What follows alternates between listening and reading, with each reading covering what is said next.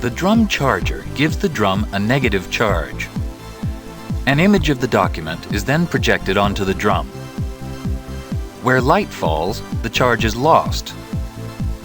As the drum rotates, it picks up positively charged toner from the toner bin, but only in areas that are still charged. These are the dark areas of the document. The paper charger gives a piece of paper a negative charge. The paper is then pushed against the drum.